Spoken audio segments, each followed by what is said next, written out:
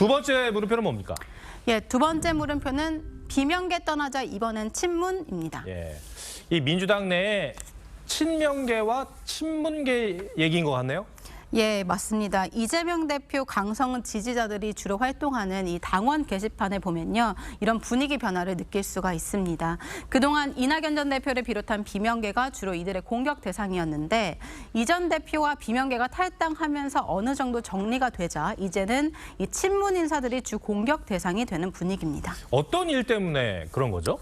최근에 이 청와대 비서실장을 지낸 이 임종석, 노영민 같은 이 친문 핵심들이 공격 대상이 되고 있는데요.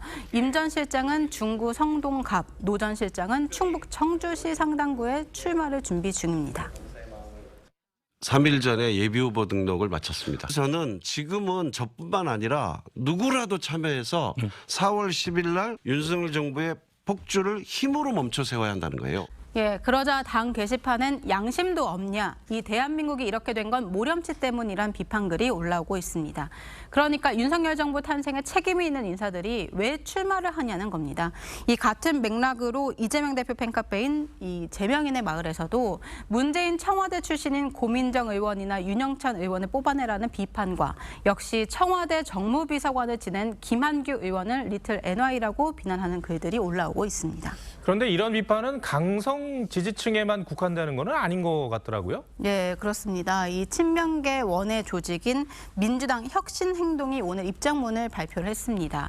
위법, 탈법 행위 저질렀거나 이 당에 대한 신뢰 훼손시킨 사람 누구라도 합당한 대가를 치러야 한다면서 친문인 윤건영 의원이 허위 인턴 등록 혐의로 벌금 500만 원을 구형받은 것과 이 송갑석 의원의 음주, 사기 전과도 언급을 했습니다. 그런데 친명계와 친문계 갈등이 사실 하루 이틀은 아니잖아요. 예, 그렇습니다. 이 지난 2017년 대선 경선 당시 이재명 후보가 정책 공약 등을 두고 이 문재인 후보를 공격한 게 양측 갈등의 시초라고 할 수 있습니다. 법정 부담금을 안 하시겠다는 겁니까? 법정 준비 부담금은 폐지하지 않는다. 별개다라고 말씀드립니다. 폐지하지 않는답니까? 별개답니까? 아니, 법정 부담금이 뭐가 문제겠습니까? 법에 따라 되는 것인데. 이후 2018년 경기지사 경선에서 이재명 후보가 친문 핵심인 전해철 후보와 맞붙으면서 이 갈등의 골은 더 깊어졌고 지난 대선에서도 친문 진영의 이낙연 후보와 경선을 하면서 두 진영의 갈등은 돌이키기 어려운 상황이 됐다는 시각이 많습니다. 네, 알겠습니다. 두 번째 물음표도 정해볼까요?